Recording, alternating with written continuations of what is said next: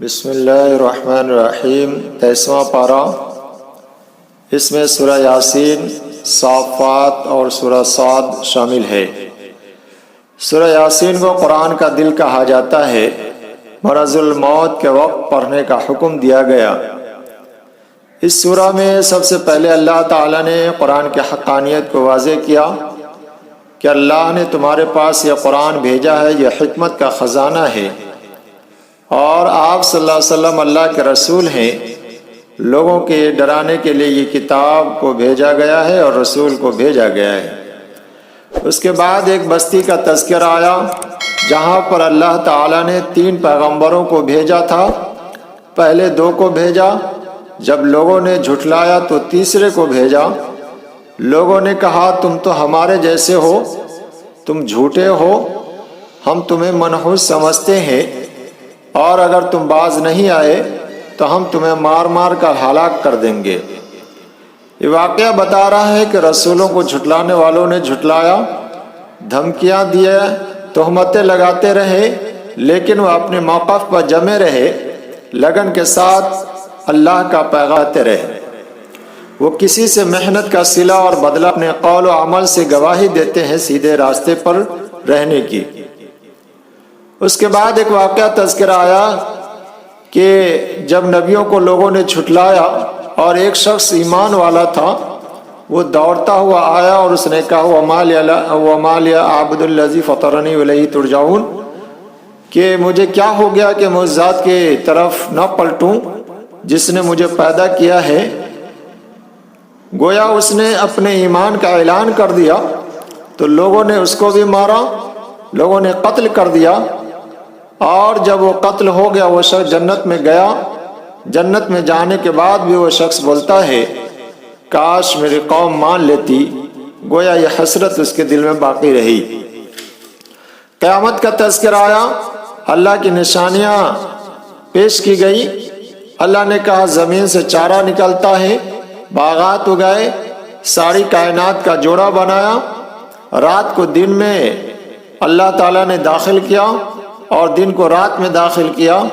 سورج، چاند وغیرہ کا تذکرہ آیا۔ سمندر میں کشتیاں چلانے کا فن اللہ نے سکھایا، اور اللہ نے کہا کہ اس کے لیے تم اللہ کا شکر ادا کرو۔ تم تاریخ سے سبق نہیں لیتے۔ سورج جب پھونکا جائے گا لوگ اپنے قبروں سے اٹھیں گے، اور جب لوگ اس دن اٹھیں گے اس دن اعلان کیا جائے گا ایھا المجرمون، مجرمین الگ ہو جائیں۔ اس دن پوری دنیا کے سامنے اس کو الگ تھلگ کر دیا جائے گا۔ اس دن انسانوں کے منہ کو سیل کر دیا جائے گا اور انسانوں کے اعضاء گواہی دیں گے۔ اور آخر میں اللہ تعالیٰ نے کہا کہ اللہ جب کسی کام کا ارادہ کرتا ہے تو کہتا ہے کن فیکون، پھر وہ ہو جاتا ہے۔ سورہ صافات شروع میں اللہ تعالیٰ نے فرشتوں کی صفت کا تذکرہ کیا کہ وہ صف باندھ کر کھڑے رہتے ہیں، ڈانٹ پھٹکار کرنے والے فرشتے بھی ہیں، ذکر و اذکار اور تلاوت کرنے والے فرشتے ہیں جو اللہ کے سامنے ہمیشہ تسبیح میں مشغول رہتے ہیں۔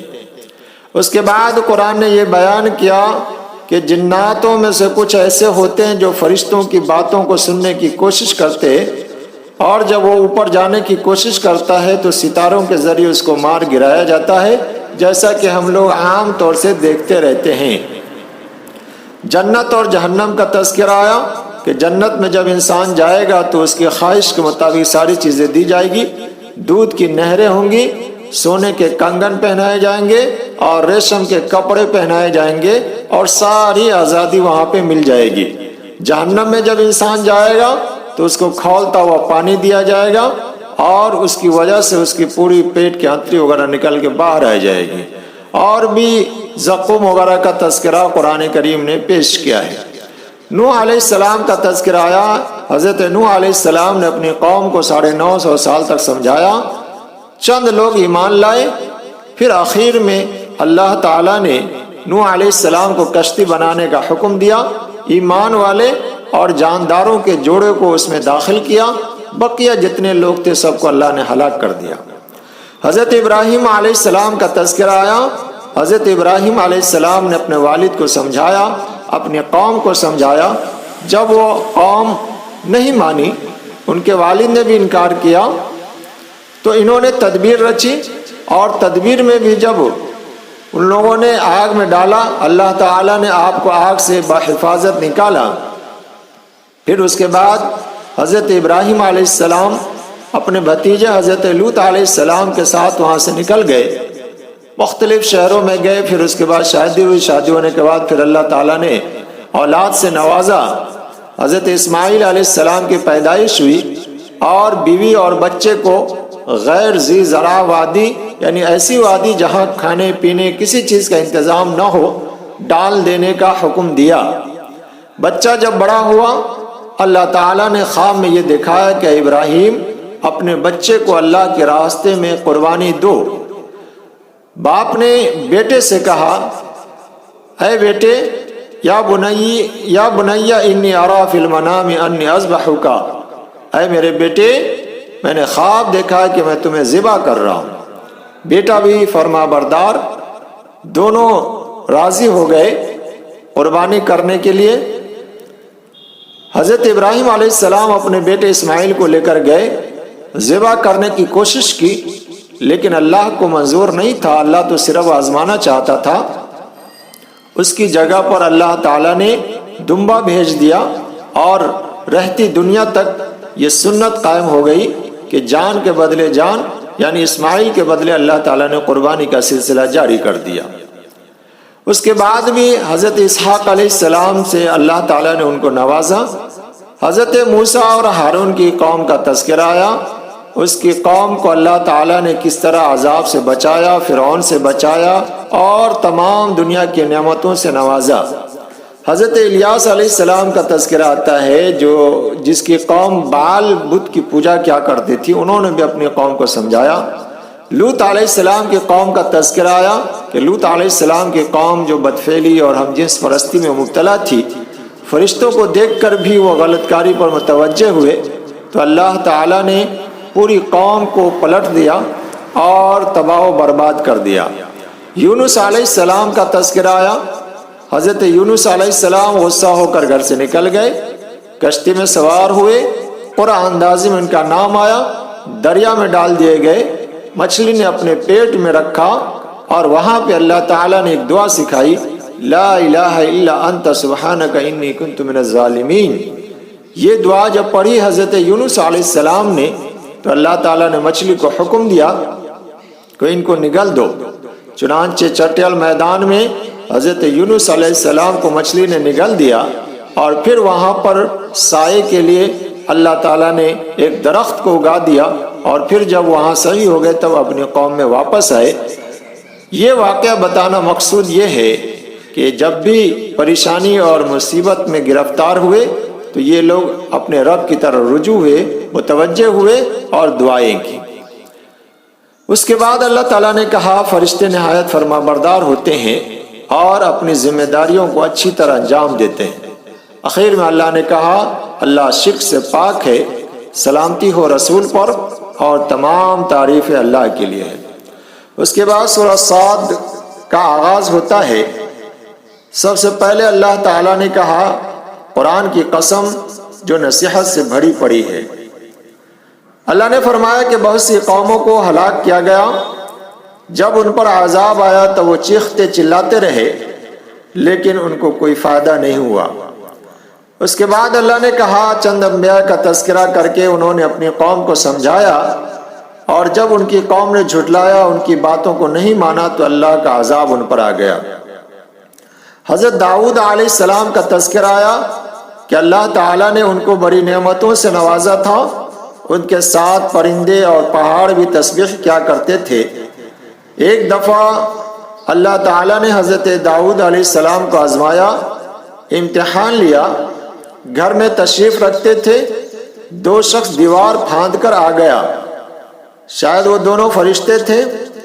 پہلے تو حضرت داؤد علیہ السلام ڈر گئے، بعد میں ان دونوں نے کہا کہ آپ ڈریے مت، ہمارا ایک مقدمہ ہے، اس کا فیصلہ کر دیجئے۔ مقدمہ یہ ہے کہ ہمارے ساتھی کے پاس 99 بکریاں ہیں اور میرے پاس ایک بکری ہے، میرا ساتھی کہتا ہے کہ میری ایک بکری بھی اس کو دے دیا جائے، آپ کیا فیصلہ کرتے ہیں؟ تو حضرت داؤد علیہ السلام نے کہا کہ تیری ایک بکری کا مطالبہ کر کے اس نے ظلم کیا ہے، غلط کام کیا ہے، لیکن فوراً ہی ان کو احساس ہو گیا کہ اللہ تعالیٰ امتحان لینا چاہ رہا ہے، تنبیہ کرنا چاہ رہا ہے۔ اصل میں بنی اسرائیل کے اندر ایک قانون ایسا تھا کہ کوئی کسی کو بیوی کو پسند کر لیتا تو پھر مجبوراً اس کے شوہر کو طلاق دینا ہوتا اور پھر اس کے بعد یہ شخص اس سے نکاح کر لیتا۔ داؤد علیہ السلام نے اپنے خادم کی بیوی پر ایسا ہی معاملہ کیا تھا اور پھر اسے طلاق دلوا کر خود کی شادی کر لی تھی۔ اللہ تعالیٰ نے کہا گرچہ جائز شکل تھا اس امت کے اندر، لیکن نبی کی یہ شان نہیں تھی، اس لیے اللہ تعالیٰ نے تنبیہاً یہ واقعہ دو شخص کے ذریعے پیش کر کے ان کو بتایا کہ جو کام آپ نے کیا ہے وہ غلط ہے۔ حضرت سلیمان علیہ السلام کا تذکرہ آیا۔ سلیمان علیہ السلام کو اللہ تعالیٰ نے بڑی نعمتوں سے نوازا، ہمیشہ رب کی طرف متوجہ رہتے تھے۔ ایک دفعہ کا واقعہ ذکر کیا گیا کہ گھوڑے کا معائنہ کر رہے تھے، اسی حالت میں عصر کی نماز ضائع ہو گئی، اس پر ان کو افسوس ہوا تو اس کے بدلے انہوں نے گھوڑے کی قربانی پیش کر دی کہ اس مال کی وجہ سے اللہ کا حکم اور نماز ضائع ہو گئی۔ سلیمان علیہ السلام کی آزمائش کا تذکرہ ایک اور بھی ہے۔ اللہ نے کہا اس کی کرسی پہ ایک دھر کو ڈال دیا، پھر اس کو احساس ہوا، توبہ کیا اور اس وقت انہوں نے کہا کہ اللہ مجھے ایسی حکومت دے جو کسی کو نہ ملی ہو۔ اللہ نے ان کی دعا قبول کی اور ایسی حکومت دی جو کسی کو نہ دی گئی۔ ہوا ان کے تابع کر دیا گیا تھا، جس پر وہ جہاں چاہتے چلے جاتے، جیسے چاہتے وہ جاتے تھے۔ جنوں کو تابع کر دیا تھا اور وہ جنوں سے جو بھی کام چاہتے تھے کروا لیتے تھے۔ آخر میں اللہ تعالیٰ نے ایوب علیہ السلام کا تذکرہ کیا کہ ان کو بیماری لگ گئی تھی، پریشان تھے، مصیبت میں تھے، اس کے باوجود کبھی بھی انہوں نے شکایت نہیں کی، صبر کا دامن ہاتھ سے نہیں چھوڑا، ہمیشہ اپنے رب کے سامنے روتے رہے، گر گراتے رہے اور دعا کرتے رہے، رب انی مسنی الضر وانت ارحم الراحمین۔ یہ نصیحت ہے کہ انسان کو جب بھی کوئی مصیبت پہنچے، پریشانی آئے تو واہ ویلا کرنے کے بجائے اللہ کی طرف رجوع ہونا چاہیے اور دعا کرنا چاہیے۔